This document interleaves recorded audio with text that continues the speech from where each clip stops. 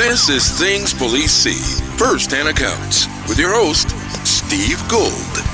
Welcome to the podcast that interviews active and retired police officers about their most intense, bizarre, and sometimes humorous moments on the job. I am Old Gingerface. Thank you for being here with us, guys. Thank you for everybody who's reached out to the show. I get all the emails, and I truly appreciate them. I especially love the messages I got recently about people who have been kind of religiously listening to all the episodes and are deciding to pull the proverbial trigger on being a police officer, inspired by the guests that come on here and tell their true stories. So that's what you'll find in this podcast. True, unedited, real stories from the men and women of law enforcement, how they live them, how they experience them, so that you can get a better appreciation for what it is these men and women actually do. And we got a good one for you today. This next guy is a lady, as a host from a comedy open mic used to say when a lady was about to come up. She had a really interesting career. She did 20 years NYPD. She was in patrol. She worked conditions. She did street narcotics, anti-crime, and vice type of stuff. Without further ado, let me bring on the great Marique Bartoldas. Marique. Hey, what's going on, everybody? How's it going? Thanks so much, Steve, for having me on. Oh, my absolute pleasure. I love it when I get a lady who wants to come on the show, and I'm going to be totally honest with you. I didn't, so I get like in my calendar, I try to stage like 6 to 10 interviews out, and I forget like who referred them or where they came from, or so I don't know, and I usually obviously I sex them by their name. So I saw you, put you in, set this up. And then I'm thinking, all right, I'm having, I thought you were a guy. No offense. I saw Marique and I thought, okay, so it's probably a dude. I thought maybe a black dude. No offense again, but this is honestly what I was thinking. Totally cool. Then I go grab your Amazon book. And I'm like, oh, wow, it's a lady. This is great. Yeah. Yeah, I'm a dudette, so it's all good. But I got cold sore on the street all the time, and I'm like, I know I'm wearing a vest, but underneath it there are like lady part things in here. So yeah, I'm a girl, but it's totally cool. I get confused for all different things all the time. It's all good. 100% lady. I can confirm that. Looking at her right now. So is there any truth to a real popular reel that's going around now in my algorithm that pops up is like, of course, police stuff pops up because I mostly use my Instagram for promoting the show. But one that keeps popping up is, which my wife is so ridiculous if she sits next to me. She's like, oh, give me a break. But it'll be a lady cop and then like getting ready for shift. And then they take this gel, like there's a huge amount of gel, and they slick their hair back and put it into a super tight ponytail. And the routine takes like 5 minutes. I'm like, that would be enough for me as a lady not to want to go on patrol, just what you have to do with your hair. Did you do the gel slick thingy?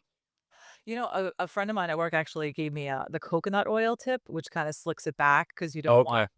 don't want like the things I have now in your face if you have to fight with somebody. So Yeah. yeah, there were times where I just wanted to shave my head and just be like to hell with it. But Yeah. that probably wouldn't have worked too well in my personal department. So the coconut oil slicks it back, a lot of hairspray, and tie it back real tight because, when you're rolling with somebody, the ponytail holder gets loose and you're in big trouble with the hair flying in your face. Yeah. Okay. Yeah. So it does make sense. I actually had it when we were in high school. A friend of mine got into the Air Force Academy, and she was all nervous to go because it's a prestigious place to go, and she was very, very smart. But I remember the last few weeks of summer, we had a great summer. We just had a great senior class. We all hung out together all summer. And then one of the last hangouts we did, she showed up wiffle cut, just shaved off all of her hair.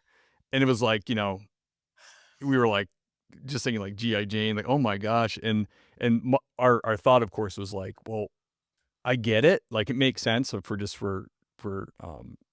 utility, but they're going to think you're a tryhard because you shaved your head. Like, they're going to be, and sure enough, she said that she relentlessly got her chops busted because she's like, I was the only girl that shaved my head.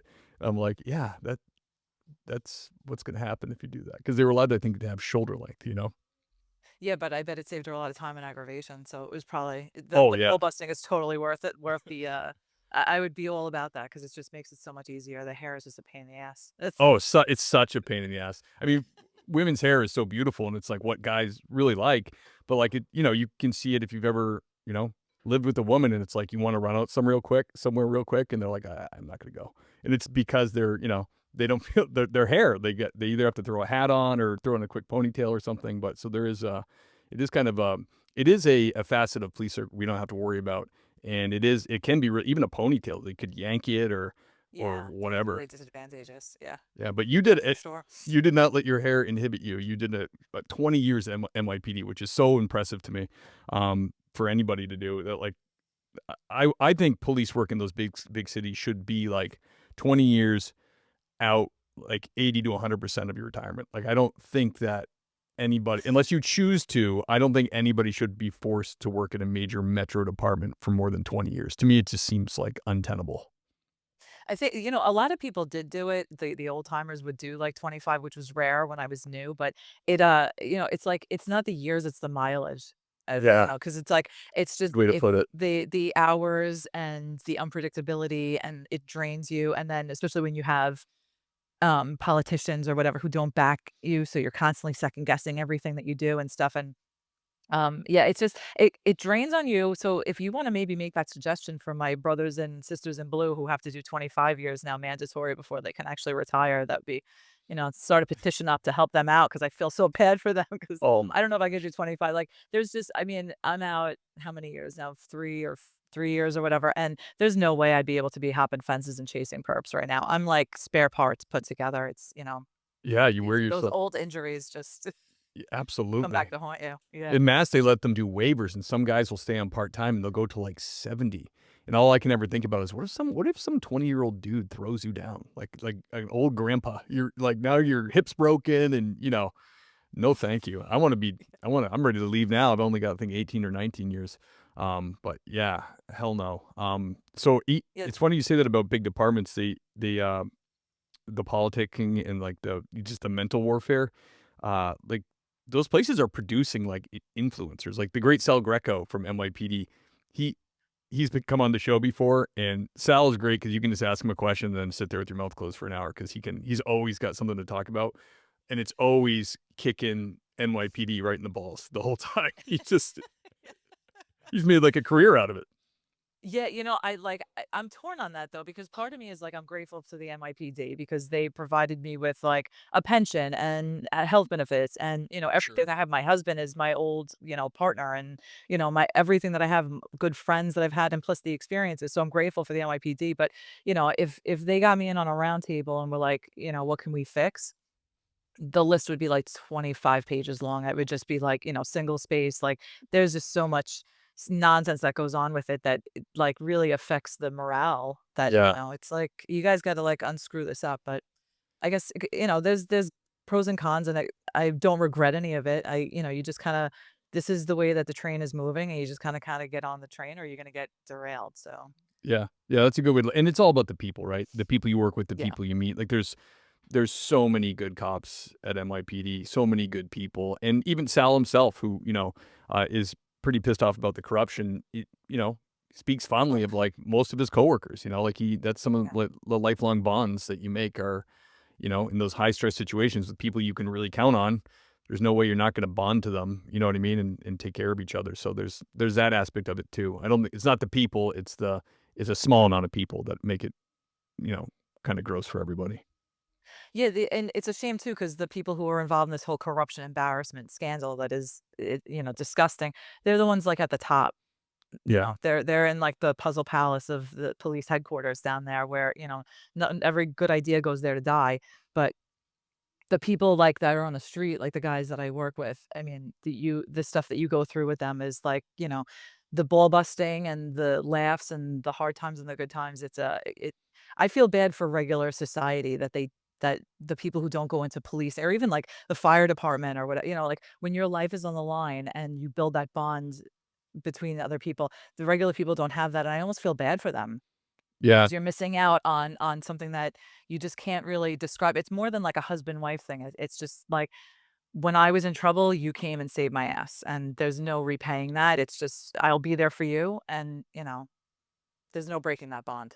Yeah, absolutely. Yeah, it is really kind of beautiful the way that works. And like you said, the patrol level people who are out there really kicking ass, it's like they always seem they never escape. They always get punished too. It's like, yeah, you have these people, and we've all seen it in the news of the top tier NYPD people that were making, you know, $500,000 and half of it or more was overtime, but not real overtime. It was more like, oh, I worked late every night, doing paperwork, and then they start looking at patrol and they're like, oh, well, look at these guys. He made 250,000. Yeah, well, he worked legit overtime shifts, or she worked at legit overtime shifts like every day. It's a little different when you have essentially two jobs to make that money, rather than someone who's at the top just padding their paycheck. Yeah, those guys aren't making their overtime. The street level guys, in an office in air conditioning and just Right. sitting there watching TV. They're actually like standing on a freezing cold subway platform, checking trains and getting homeless people out, and it's brutal blood money. Yeah. As they say, yeah, it's not fun, but it's more with less. That's what they Hey, say. I can't blame the police organization in masks. When we went through police academy, one of the things they told us all the time was, no one's going to pat you on the back, and probably no one's going to like you. They told us that over and over, and then we're shocked. Oh, they don't like us. They're criticizing us. Like, yeah. Yeah, you're only as good as your last activity report, which, they don't have anymore because quotas are illegal. But yeah, that's what it is. Like, you go sick too much, or, you get a bad year where you're sick all the time and you want to go to another unit. Yeah, you're not getting it. You don't have a phone call to get that unit. You're not getting in that unit. So it's like, yeah, what are you going to do? It's Support I'm sure it's that way in private sector as well. You got Oh, yeah. people to get places, and it's not always on merit and what you do. Yep. But it's almost a good thing though, because then the guys who are actually really good kind of stay at that bottom level and they don't go anywhere else. So you're stuck working with them and you got good guys watching your back. So it works out for Right. us. Oh no, you're not going. We actually need people to fight crime. You're not being promoted. Yeah, yeah, yeah. um, Marique, can you take us back to early in your career, the first call that really got your blood going? Yeah, it was actually like my first. So when I first came out of the academy, I went to transit, where you just kind of not anything crazy going on. Maybe people happen to turnstile and stuff. It was like just after 9/11, so they had the military down there. So there wasn't anything too crazy going on down there. So after a year in transit, I went to the precinct level, and my first job out of the gate was a robbery at knife point, like 5 blocks away from the precinct. And my partner, it was my first day, and I'm looking at the radio, and I'm like, first of all, the radios work, which is awesome because at transit at that time, the radios didn't work. So, you could be talking to Central for 5 hours and nobody responds to you. Oh, great. So I'm like, wow, this is awesome. Like I can hear what Central's telling me. And then my second thought was, how the hell do we handle this? Like, this is a robbery. And I'm trying to remember back to my police academy training days where, the guys that are in the academy, they think, oh, I know how to handle everything. I can do this. I'm trained. And then all of a sudden you're dealing with a real life situation. So I kind of was like, holy shit, what do I do here? So he's like, you've been a cop for like a year and a half. What do you mean you don't know how to handle a robbery? Yeah. I'm like, dude, we don't have this stuff in the subway, man. Like there's guys with ARs walking around. There's no crime in the subway. So, we get to the location and I'm like, in the passenger seat. So I'm all pumped up because I'm using the sirens.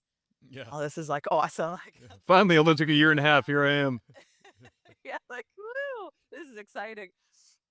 So yeah, so we get there and it was like a laundromat that was robbed or whatever, and I'm like, okay, and I'm just kind of like ghosting my partner because I'm like, I don't know what to do. Like your basics, like Yeah, okay, sure, sure. to view the victims, get a description, get it over the radio, like all that stuff that is so commonplace was like foreign to me. So that was like, wow, and I was so happy. It was like the best move that I made to do like real police work. I was like, okay, Yeah. now I can maybe not mess up the second one because I'm sitting there like, oh, okay, do I put this over the radio? I'm scared to talk on the radio. What if I talk too much? I don't know what to do. Yeah. Everybody can hear me.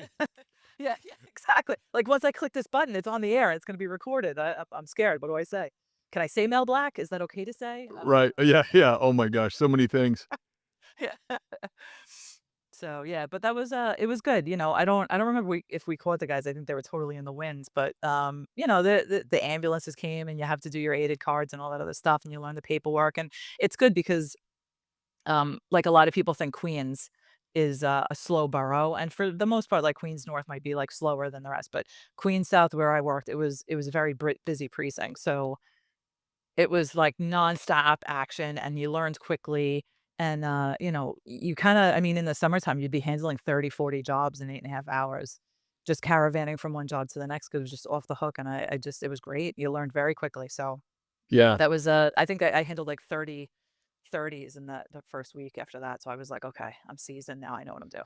Yeah. Yeah. At least in a place like New York, it's not like you're going to hit the road and like get like a crime a day or something. You're going to drink from a fire hose and you're going to get your reps in, and then you're going to go, okay, I feel better about this now. You don't have to sit there and wonder like, oh, the next thing, will I build what if I get a domestic? How am I, know what I mean? Like, you don't have to like wonder because you're just going to get it.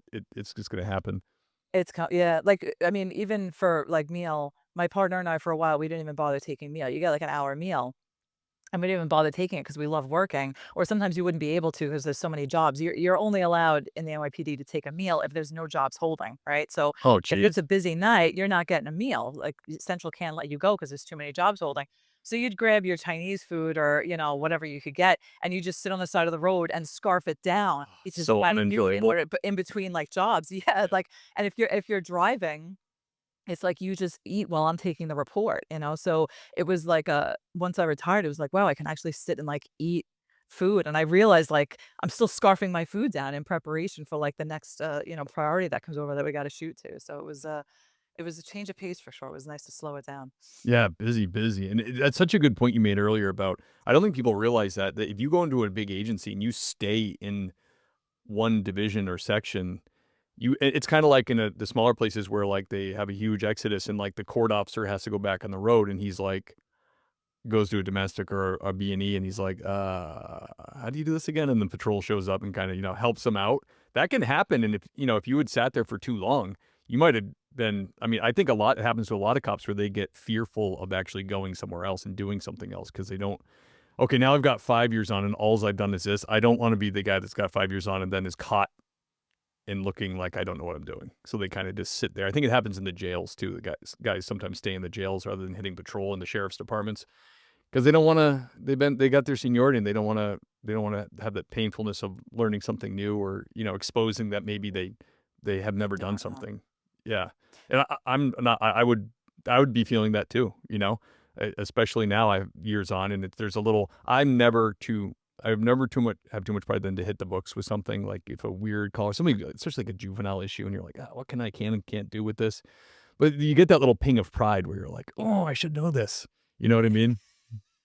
I didn't feel that way really till like later on in the career when I was kind of doing like warrants and stuff and like excuse me, the patrol guys were like really reliant on me to make sure that I'm doing everything legal with, if they get into a situation where they need a warrant, that was like my specialty. But I mean, I definitely aged out. I remember I had like a pickup accident on the highway coming back from something, and I was by myself. So, I didn't carry paperwork at the time because I was doing intelligence. So I just go over the radio and I'm like, 5 FIO, just I need a car to like, 85 me. No, I just have an accident. I just need the paperwork. And I hear like the whistles on the radio, which is like other cops basically mocking you or making fun of you because you messed something up on the radio. And I'm sitting there and I'm like, did I forget the radio code? Like, what did I say wrong on the radio? So the detective shows up and they're like, Mons, the accident reports are on the phone. They're not, we don't have written paperwork anymore. And I'm like, "Are you serious? When did that even happen? Like, how did I?" So yeah, so like some of the stuff later on with the computers and like the body cameras and stuff. Like, I kind of was, it made me feel like I was 95 years old and trying to work an iPhone for the first time. It was like, what? I don't even understand how to do this. I'm like, can I just go back to the paper because I'm more comfortable with that? But yeah, I mean, I didn't really care. I kind of was. I'm very big on like admit you know nothing in order to be able to learn. So I was okay with like sometimes the rookies. I'd be like, listen, I have this phone. My memo book is now on my phone. How do I sign in? I don't know how to do this. If you need a warrant or something, or if you need to learn how to talk to somebody to, Right. diffuse the situation, Do run actual or police die. work. I can. But yeah, but like, how do I sign in on my phone? Because I don't know how to do. So yeah, it was It is. so it's interesting who you learn things from. So sometimes the rookies were really good at helping me out with that stuff. Yeah, it is painful. Like they recently in mass, they wanted to get our emergency restraining orders and digitize them. So all of a sudden the court was just like, they redid the form as they do every few years. And they were like, don't use the old forms. And here's a PDF. And we're like, okay, where's the printed forms with carbon copies? And they're like, yeah, we Right. want to go digital. They're like, well, how am I going to give everybody multiple copies at the scene it's granted? And they're like, well, you could, go back to the station and print it out or the courthouse will let you use their printer. And I'm like, wait. Now this call is going to be so big and so long because I have to like come up with copies, and eventually we whined enough that they actually are. I heard they are printing new restraining orders so that we can do them in the field. But they wanted us to take the tablet out of our cruiser, go into the victim, and do it all digitally, and then call the judge and the whole thing. And it's like it just was too much. It was too painful. I'm like, it's some things are just easier with paper. You know what I mean? Yeah. Yeah, they put I don't know, halfway through my career, they put, like, printers in the cars, which Yeah. is hilarious to me because 'cause I'm like, "Where are you getting the paper from?" Like, we don't bring these Little cars for spool oil paper. changes and, like yeah, Yeah. that's not like, at the time, we had, like, typewriters, right? So, the typewriters and the Polaroid cameras, you didn't have the right film for the camera that you had, right? Like, you Right. never had the right thing, and then the typewriter would run out of ribbon, and then the new ribbon wouldn't fit the typewriter that you had, and, like, the narco guys or the outside units that would come in to use your equipment while they had collars would steal your stuff. So you never and I'm like, so they think the paper in the police cars are gonna be helpful? Right. Like, It's no, going to this be is not. full day one, and then when it's empty, it will be empty forever. Yeah, like somebody's gonna steal that and use it for toilet paper or like to throw spitballs at perps on the street. Like this is just not this is not gonna last long. So yeah, Too sometimes then funny. the really well thought out ideas that happen like in the offices of people who were never like street cops, it's like, come and ask us because we're just gonna save a lot of money and time and tell you this is gonna work and this is just definitely not. Don't waste your time. Right. Yeah, absolutely. I did embrace the e-citations, like the digital ones, and I do like it better. So I make sure I have the little rolls I can put in my printer, just because that in one instance, citations became easier. You could just boop boop and it backfilled from the registry, backfilled the ticket for you. It was like because I hate writing, and my writing is like a pharmacist. Like I cannot write clearly. So that in one instance, that was one thing I liked. But then they wanted us to use those printers to like print out restraining orders, and you know how the paper's like super thin and it's in the spool and all that to say, technology, yuck. Um, Yeah, agreed. This episode is sponsored by Proforce Law Enforcement, the best damn cop shop in the nation. Whether you're purchasing for entire agency or you're an individual officer looking to buy firearms or duty gear, these guys are the best in the biz. They have exclusive pricing, and it's the place you want to be buying your guns and duty ammo. Believe me, they have all the top industry brands. Right now, I'm on the landing page, tps.proforceonline.com. I came on here just to show you guys because I feel like you're not believing me. The prices they set up for TPS listeners are insane. Holosun 507C, $199. Aimpoint Acro, $412. Those prices are awesome. Sig Romeo 2, 3 MOA, $559. As you can see, guys, they really are giving us a break, giving us a good deal. If you're listening to this show, go and check them out. All the links are in the show notes. You can also call them. The number is in the show notes. Support our sponsor because that supports the show. Thank you, Proforce. Marie, can you describe a strange or bizarre thing you dealt with on the job? Yeah, that's a great question because trying to narrow that down to like one or two things, especially in New York City where you see just the weirdest things and it's like, did that just happen? But like the one thing that comes to mind is, so I worked right on the border of Queens and Nassau, and we had like one of those petting zoo farms in like the north part of our precinct, right? So one day we get a call that there's a cow wandering around this area. Weird in New York Yeah, City. I'm like, yeah, like a cow. Like what is a cow doing? So I'm thinking maybe he got loose from the farm, right? It just, hopped over the fence and. But then I said to my partner, I'm like, it's our sector. We have to handle it. I'm like, how do you wrangle a cow? Like, do we even have rope in the trunk? Like in the trunk of every RMP is supposed to be like, police tape and the plastic barrier and like a fire extinguisher and like all this other stuff. Sure. Basically what you ended up having was like a flat tire and maybe a tire iron if you got lucky. And Right. that was it. Like the Been people with the pilfered. police tape would be like, yeah, it's just there's nothing there. I'm like, I'm pretty sure we don't have like a rope to harness this thing. And how like this is like, do we have cowboys on duty? Like, what is going on with this? So we're driving around and we finally, like I'm like, there's a lot of grass. I'm looking up people's driveways to see maybe it's in the backyard. And we see this cow, quote unquote, and it's a goat. But the goat was like black and white spotted. So I guess because it's city people and because it was a relatively large goat, not like the little ones you see at a petting zoo, everybody who called thought it was a giant cow. So I'm picturing like a 2,000-pound cow and it's like a, 300-pound goat. So I'm like, okay, we gotta wrangle this thing. So I'm like, I got a goat over here. So of course on the radio you hear like like but the Yeah. the order top's just making fun of our situation and I'm like, okay. So I figure like I'll grab it by the horns and maybe try and like get it in the car and we'll, bring it to the pound or something. So the thing runs away from us, of course, and runs right onto the Cross Island Parkway, which is like a major 3-lane highway. So my partner is driving and we zoom back and get onto the highway and like, traffic's backing up and whatever. So I'm like, yeah, the goat's on the highway. I don't know how to do this. And it was like on the southbound lane. So we're trying to like corner it. And like by now other cars are pulling up. And so some traffic's getting by, but everybody's like stopping because nobody's seen a goat running around a New York City highway Yeah. before. So we're trying to grab it and I'm getting closer to it. And the thing just looks at me and jumps over the middle Jersey barrier onto the other lane of traffic and just takes off running. And I'm like, this is so now there's like 10 cop cars, lights and sirens on, driving to the next exit, spinning around, coming back up, and now he's like hanging out on the other side of the highway on like this grassy area. So we kind of corner him. So my boss shows up and he hands me like a rope and he's like, okay, go lasso the thing. And I'm like, why do I have to do this? And he's like, well, first of all, you're the rookie. Secondly, it's your job. And third, you're the animal lover. Go whisper to it and, that it's the go into the hardest. And I'm like, you've got to be kidding me right now. I'm like, I don't know what I'm doing.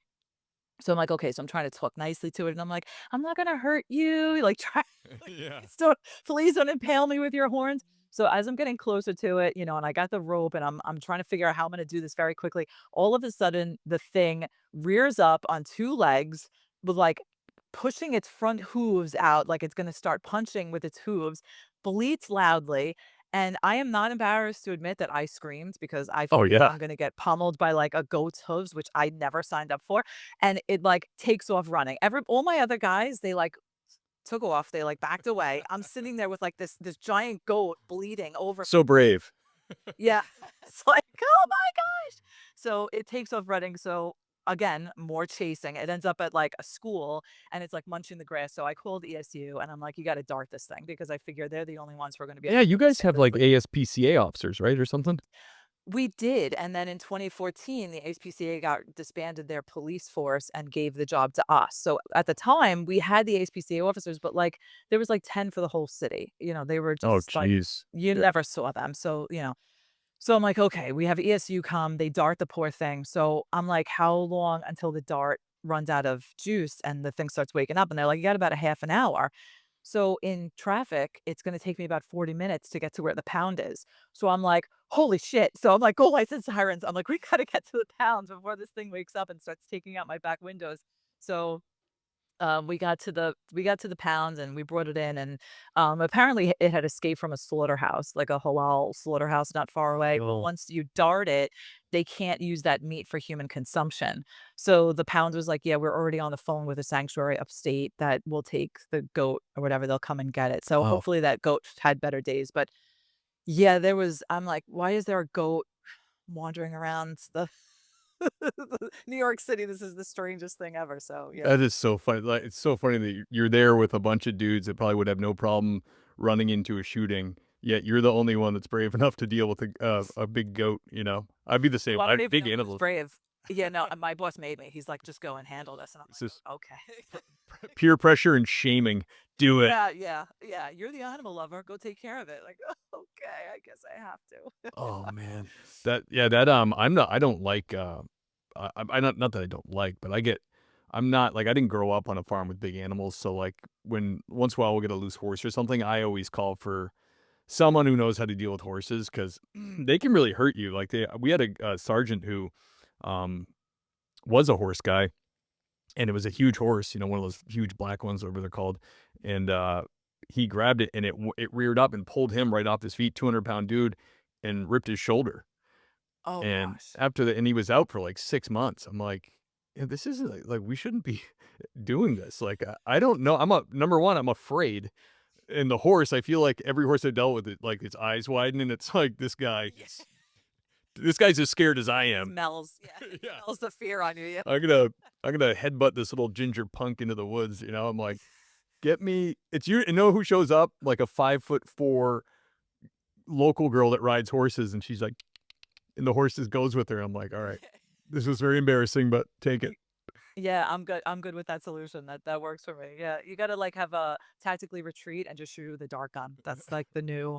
That was the Yeah. new plan of action. After that, I'm gonna hide behind my car and shoot it with a dart gun. Yeah.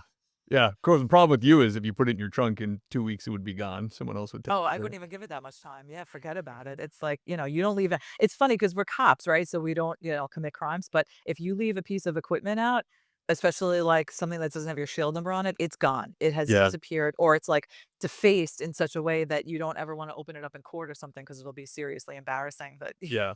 I you remember display that.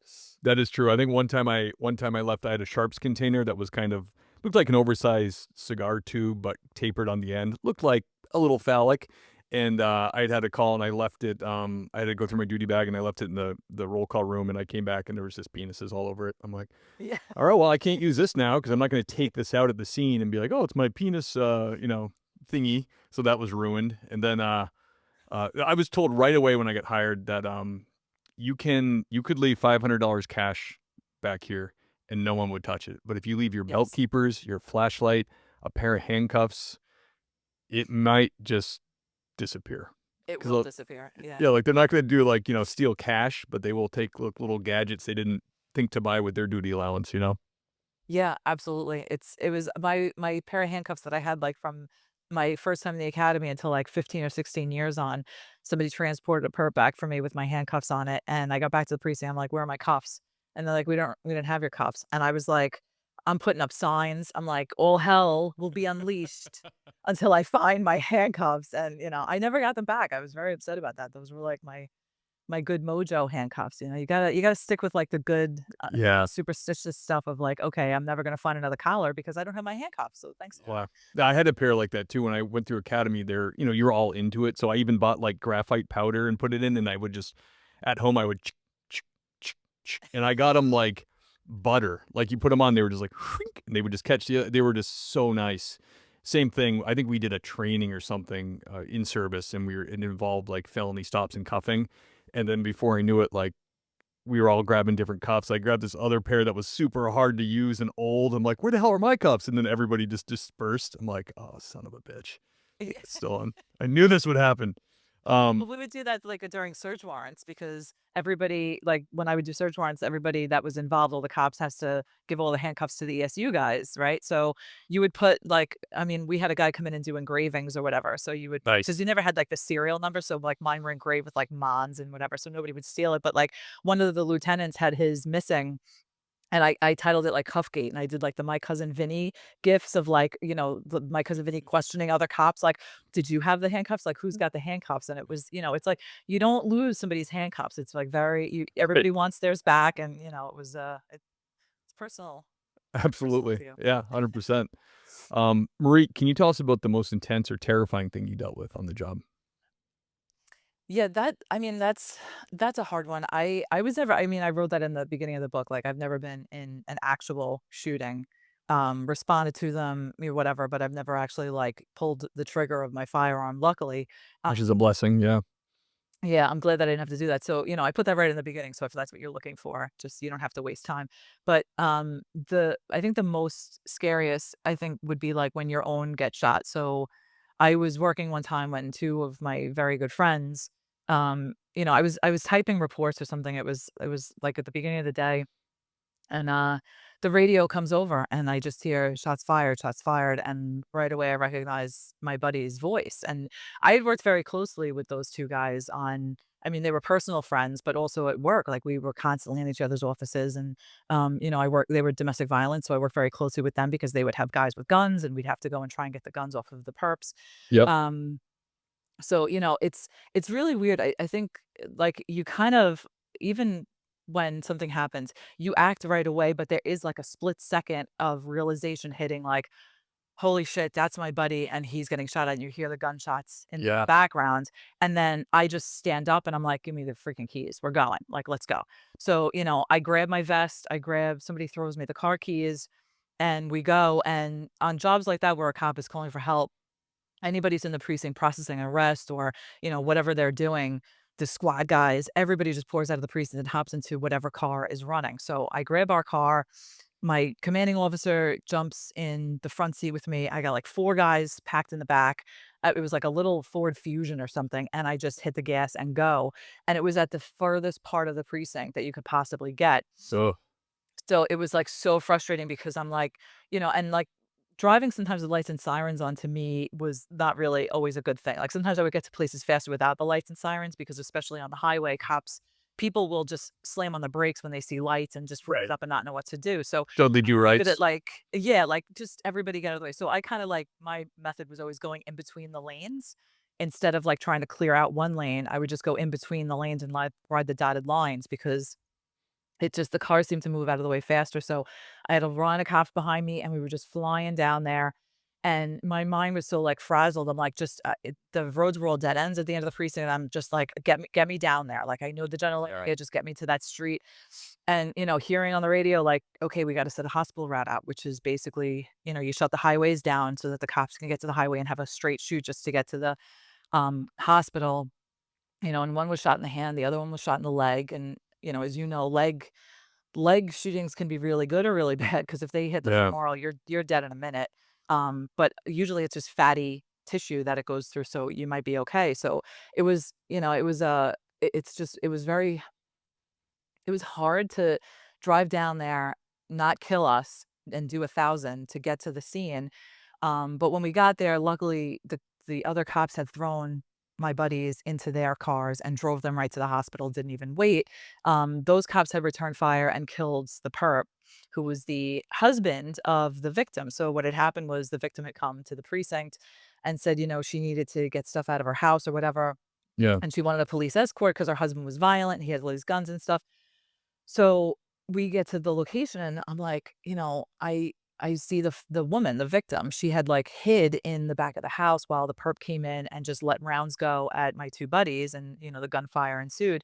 So I pull her out and I ask her what her name was and I'm like, "Well, I know you. I spoke to you a couple of weeks ago on the phone because we had information that your husband might have had guns and I checked and he didn't. They were removed from his possession and they were vouchered. Like I checked, like I had done the backstory on this to make sure that this guy who had made threats of violence wasn't in possession of firearms and they were removed. And now all of a sudden my buddies are shot. I don't know what their condition is.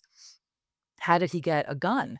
Yeah. And so, I was like, she told me the whole story of what happened inside the house and whatever. So, the firearm investigation guys in the NYPD who do the whole investigation to make sure it's a good shoot and all that stuff come by. And I'm like, listen to me, because my buddies are white and this guy, I'm like, don't turn this into a race thing. This is a good shoot. This guy had a gun in his hand. I saw him dead in the house with the gun in his hand. Don't try and play games here, because it's such a sad thing, but you can't always Yeah. trust the outcome of things to tell what the truth is. They kind of tell what the narrative is that they want to put out there. So I was like, I knew my buddies had done a good shoot. They were fired at and shot and returned fire. But so yeah, so that was very frustrating knowing like this guy, I checked this personally and I know he didn't have guns and now all of a sudden he does. So at that point, it was like, "You know what? There's nothing for us to do here. Let's get to the hospital and see our buddies." And, one of the guys had just had a baby, I think 3 or 4 weeks prior. His wife had just had the baby, and,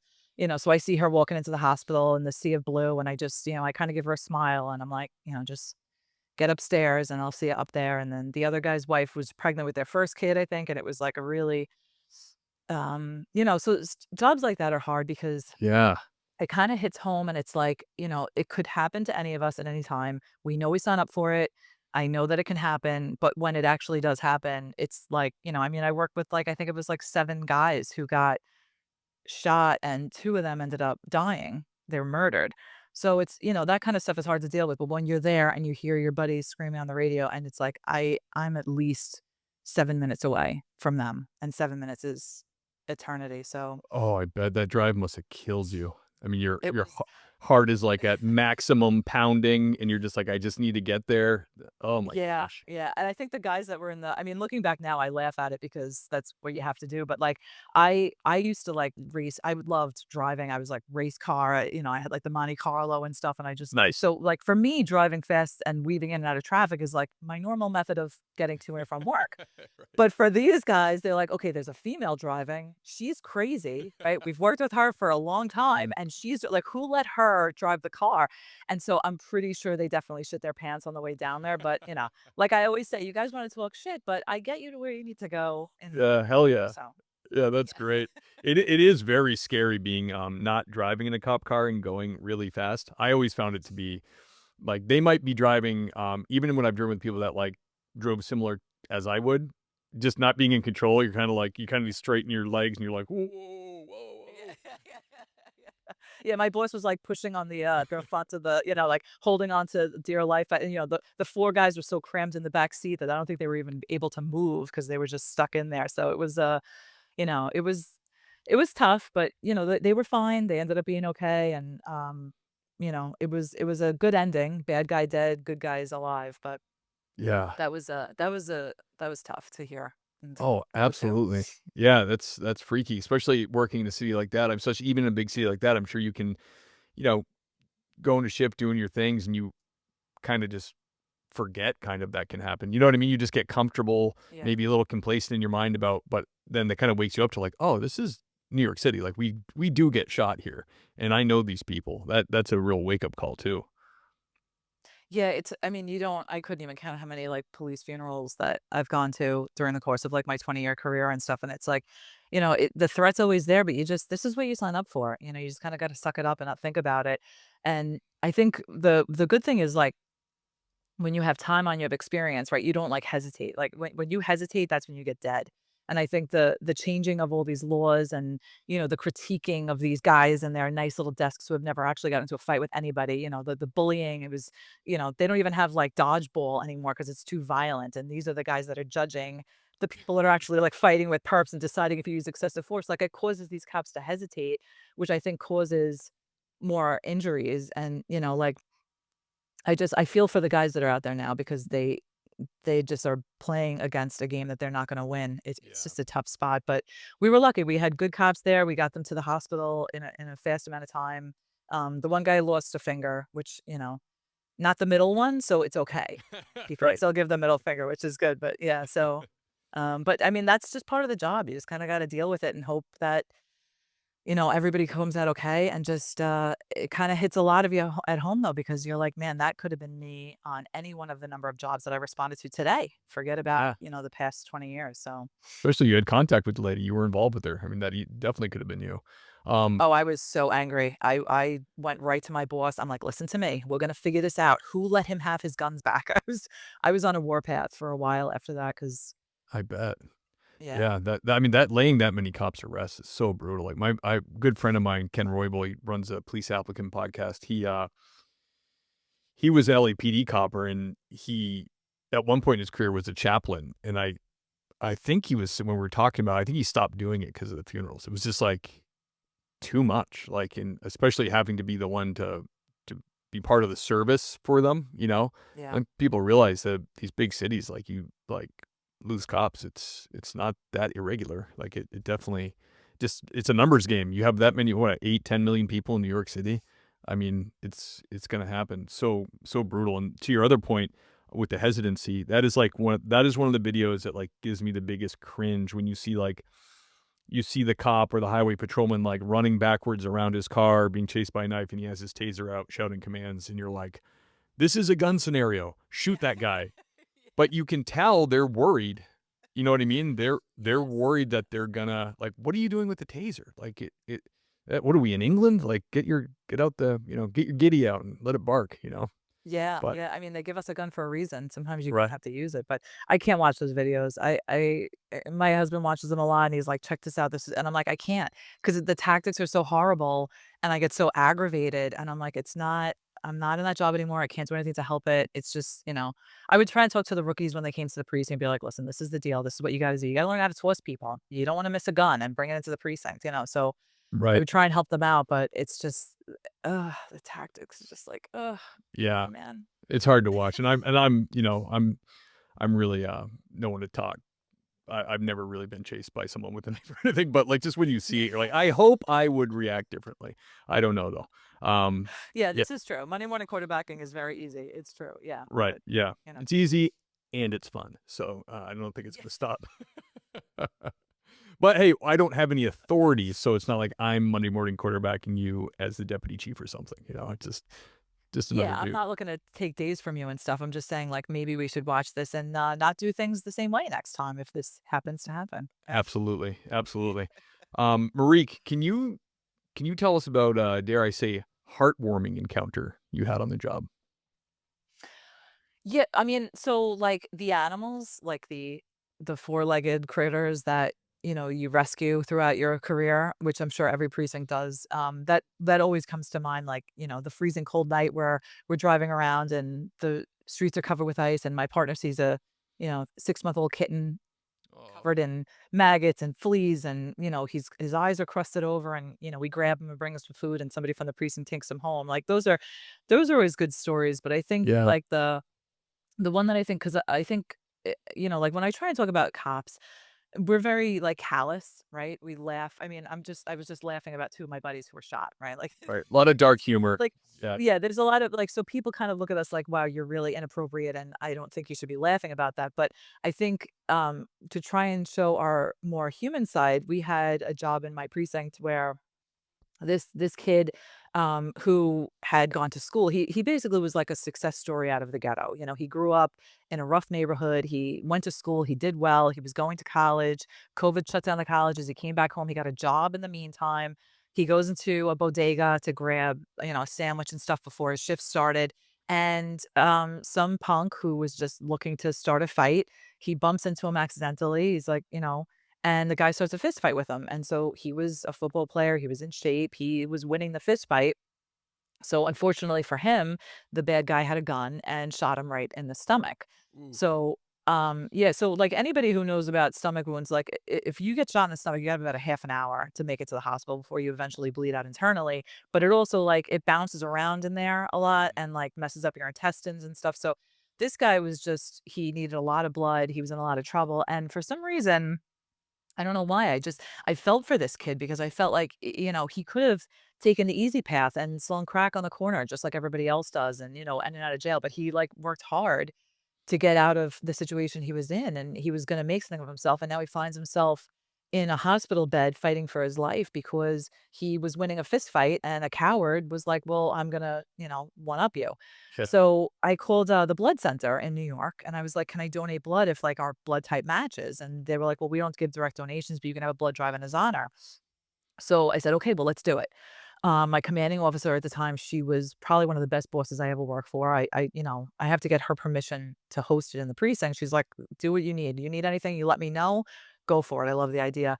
So I ended up working with the blood center and we had a 2-day blood drive. And I mean, normally we have blood drives at the precinct and we'll get like 30 people to donate, usually cops, because they get free cookies and juice. So, why not? Yeah. But like how do you turn down Oreo cookies and apple juice? So and it's all only a pint of blood, so that's like a fair deal. So it was a 2-day event and it went around the job like wildfire. We had the NYPD football team show up. This all of this kid's friends from high school showed up. The family came. The chief of the detectives at the time showed up at the precinct to donate blood. Like it was a huge turnout. There was over 100 people that donated. And it was just really nice to see that many people from the community and Yeah. from the police department coming together, right? Like we're supposed to be enemies, right? They make the cops our enemies of the community, but no, we were coming together, lying on the beds next to each other, donating blood in honor of this kid.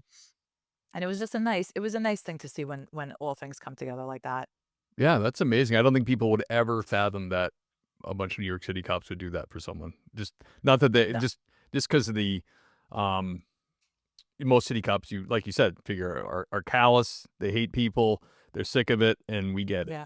But that is really heartening to hear that. That's a beautiful story. Thanks. Yeah, it was a good couple of days. So, busy. Yeah.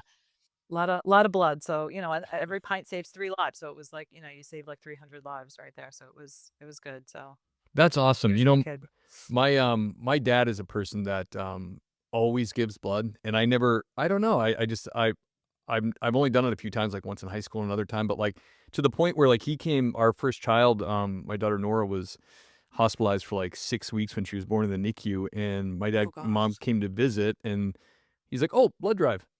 And he's like, "I'll be right with you guys." Went over, gave a pint of blood, came up. It was like any opportunity he could have, and he's also like a Vietnam War era person. So I think his generation kind of learned a lot more about the importance of having blood, and especially for kids at a children's hospital, he was like more than happy to do Yeah. it. And I'm glad you said that because it makes me think maybe I could take some time out of my day. They do blood drives. I never think of it. I never think to go do it. So that's great. I Yeah, love that. it's so important because there's like shortages, and I mean, you get so much.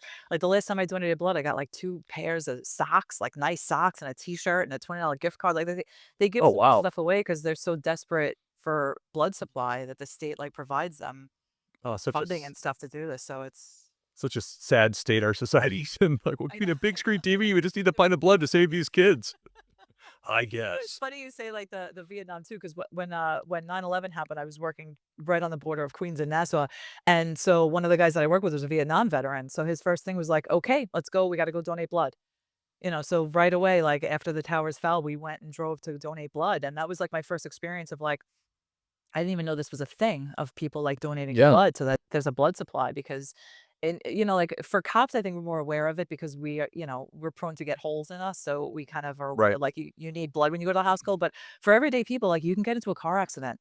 You can, you don't even know what's going to happen when you leave the house and you might need blood. And if there's no supply, it's not like we can have like AI making blood at this point. We don't really have that capability. So we Yeah. kinda need donations. So yeah, I'm very big on promoting blood drives, and I still do it down here in Florida, like host blood drives and stuff because it's just important. That's awesome. Well, you're living the dream. I didn't know you were in Florida. So you're the NYPD copper that made it out and moved to Florida. That's like the Oh, best yeah. best case scenario. I got out as soon as I could. I was like, "Okay." I handed in my stuff and I drove straight down. So yeah. Oh, Yeah. God bless you. That is amazing. Love to hear it. Love to hear it. Thanks. Yeah. Um, Marie, this is a really popular question for people. Like I said in the intro, like a lot of people, I get messages, I get pictures from people who graduate police academy because they heard you guys tell your stories and they were on the fence or they weren't sure. And then they decided to pick up the mantle and do this incredibly rewarding and frustrating and fun and terrifying job. Because they hear you guys. And so can you give some advice to people who have decided to be new police officers? Well, first, thank you, because without you, would be no line between, chaos and order. So we would be an anarcho society if you didn't join. So thank you for doing that. When I used to talk to the guys in the precinct who just graduated the academy to help them out, I think number one would be, especially if you've never been in a fist fight before, take like Krav Maga, which is like Israeli security forces Yeah, I heard defense that's fighting. really good. Yeah, I mean, I was taking it for years. I practiced. It's great. Gun retention and fighting people and using, It's like no nonsense. No, it's just combat. There's no like learning easy cranes and takedowns. animals and stuff like that. No, and the best thing about that is that when you're fighting, you lose your fine motor skills. So they recognize that. So they don't do these silly like the thumb things that you teach you, like the thumb control and stuff. Like Right. it's very, if somebody's charging at you, this is what you do. So take a self-defense class so you know how to fight, you know what to do to use the minimum force necessary to effect an arrest. Know your location. This happened to me. Like all the things that I would teach is because it happened to me before. So like I got into a fight with a perp when I was with a rookie and I forgot to get the street that I was on. And I knew Yeah. I was in between these avenues, but I forgot the street that I was on. So I can't call for help because I don't know where I am. So after that, what I would do is every time I turned a corner, I would say the street number out loud, like, okay, 223 and 104. Okay, Exactly. 225 and 107. So that and if you have a partner, when you say it out loud, you hear it and you remember it. So in case you get into something in the middle of the block, because as you know, there's nothing going on, and all of a sudden the shit's hitting the fan. You Right. know where you are, so you always know your location. Um, listen, like cops like to buff out. I found when new cops come, they like to be like, look at me and everything, and I would tell them like, run my tax number and look at my arrests. And then judge for yourself if I'm somebody you want to take advice from. Like, don't just take advice from all these yahoos that have inside positions that have been inside for 20 years and have no idea what's going on in the street.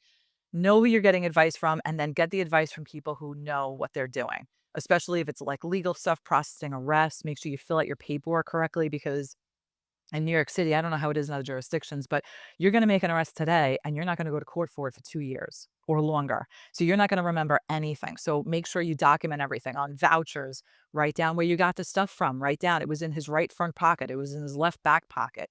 Because now with cameras, you don't want to be testifying, yeah, I pulled it out of his left back pocket because that's what your memory says. And then he pulls out a video and says something different. And now you're not credible. So that was like a big thing. I always had documentation, listen to the cops with time ons. Learn the precinct that you're at, not just your sector. that was another problem. Like a lot of rookies have that they'll put them like in one sector of the precinct. So they know that sector really well, but then when somebody else calls for help in another part of the precinct, they don't know how to get there. Yeah. So know your whole precinct, know, like break it up into like, okay, these are the avenues or the streets, these are the name spots, and try and memorize it that way, and get to know where you're going and how to get there effectively. And then know the trauma hospital.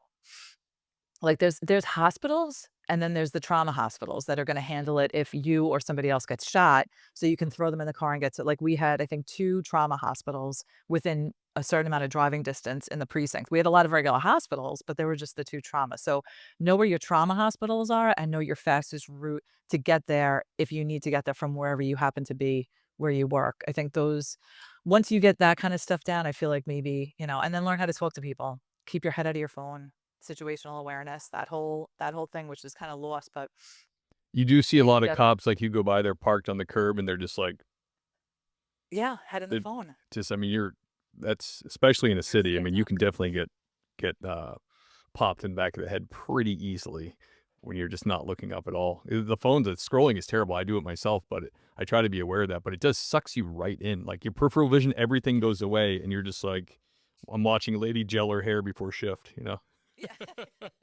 So totally important information for me to have. Must watch it. Yeah. Yeah, well, keep your back to the walls and keep your head up on a swivel at all times, because I mean, as much as like this isn't post 9/11 where we're like appreciated, right? Like we're kind of hated, we're demonized every way. So yeah, and like when you go to jail, as a cop killer, you're kind of celebrated. You're like the celebrity, you're not beat up, and so you want to kind of avoid that from happening. So keep your head out of those phones and pay attention to what's going on around you and learn how to talk to people. Yeah, absolutely. That's huge. Words of wisdom. Thank you for that, Marique. Yeah. Now, 20 and Out. Love the title. That's your book. Tell us a little bit about it and what drove you to write it.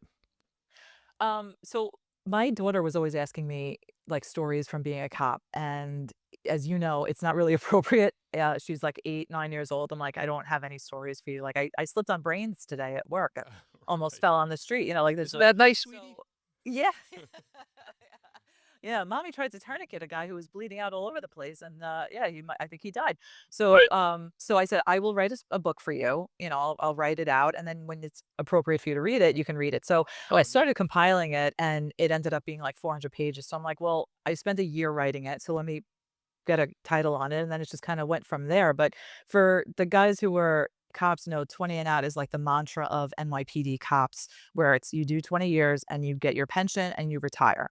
Yep. And that's like what you do, because anytime you stay past 20, you're taking the risk of, getting jammed up for some stupid stuff that you didn't do, being on the 5 o'clock news, and now you lost your pension and everything. So you do your 20, that's the minimum necessary to get your pension, and you get out. So, that was that title just came naturally to me. And the picture is I was towards the end of the career Yeah, you look during the done. George Floyd riots. You look done with it right there. Well, at that time, I had been in plain clothes for like 10 years of my career at that point. Like my uniform of the day was jeans and a t-shirt. And during George Floyd, because we had to be ready to be deployed at any time, we had to wear a uniform. So I was back in the bag. I was miserable, and we had just finished a warrant in a house. It was like 1,010 degrees. I put my head in the freezer because I was so hot. I'm like, I gotta cool off. I'm dripping sweat. And I said, you know what? I'm so burnt. I'm done with doing the warrants. Yeah, that's great. We got a gun. I don't even care anymore.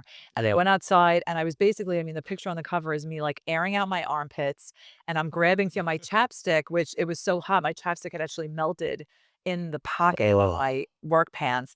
And I was just like, I'm just done. And he took a picture of me, and I'm like, Dick, give me the picture. Do not disseminate that through the precinct. I don't want to see flyers up all over, the bull busting that's going to come. But Neat picture. he said it to me, and I'm like, yeah, that's 20 and out. That's me at 20 years. That's So, great. Talk about perfect. What a neat way that happened, writing the book, writing it for your daughter, That's really cool. So I'm assuming there's more stories in there, but is it more of a story rather than just a consecutive war stories, or how does it read?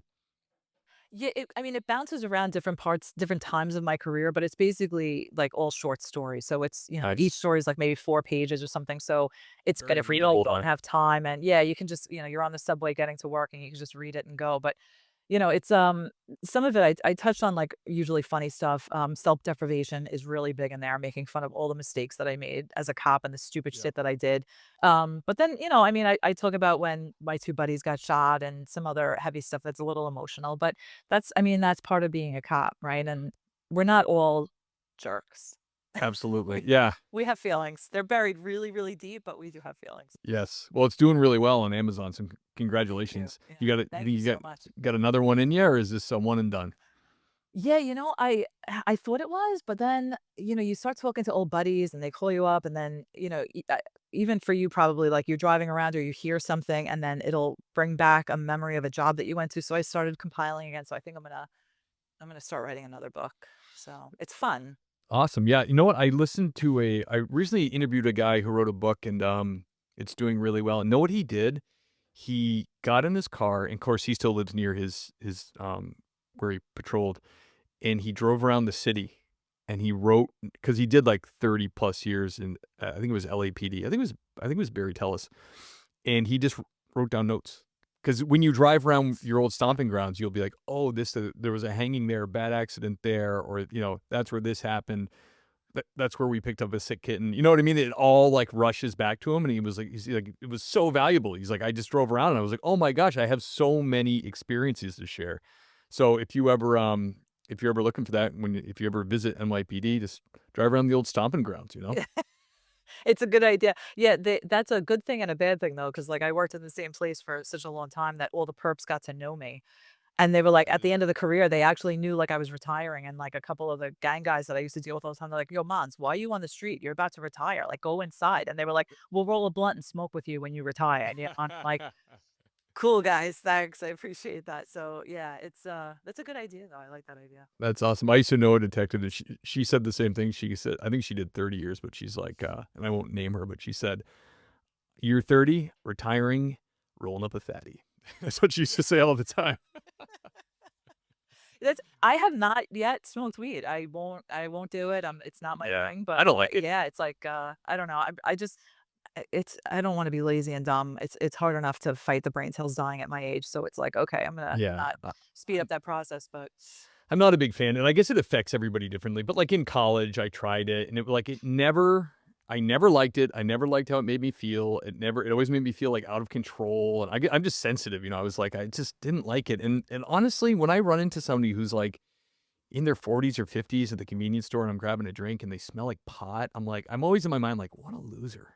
It's like, yeah, you know what I mean? yeah. That's totally unfair, I'm sure, but it just doesn't really appeal to me at all.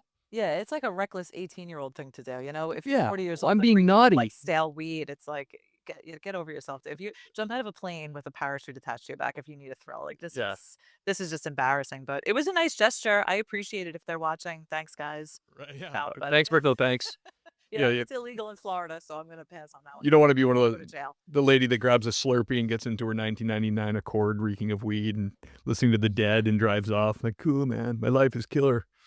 Yeah, with like a tie-dyed shirt and like food summer sis. We used to go left in the back of the seat. Yeah, no, Right. I'm gonna pass on that one. Yeah, absolutely. Marique, it was an absolute honor to have you on the show. Great stories. Thank you. The book, Likewise. the book looks excellent. Thank you for doing this. And I have to do the outro of the show. Can you hang on for just like 2 or 3 minutes? Yep, absolutely. Thanks so much for having me. I had a great time. Oh, my pleasure. The great Marique Bartoldis, really fun perspective, especially from a female NYPD officer. Really fun conversation. Thank you to her for coming on. This is the time in the show when I thank the Patreon sponsors. As you guys know, this is a labor of love, but because of the Patreon sponsors, the bills do get paid. I get my website fee, the podcast hosting fee. That I have to pay money for the audio editing, like everything. You can't just buy a program now. Everything you buy is a subscription. So all the subscriptions I have are paid for by Patreon, and there's a few shekels left over for old Gingerface. So I appreciate that. So if you love the show and you really want to support it and you believe in the mission, the link is in the show notes for that. Also, the link for Marique's book will be right at the top of the show notes to check that out. So, but rest assured, the show will remain free, 4 episodes a month, so that the maximum amount of people can hear what the men and women of law enforcement actually do. So you can get a better appreciation for what that is. But if you choose on Patreon, this is getting long, guys. I apologize. If you choose to support on Patreon, Sergeant or above, you will get a shout out on the show.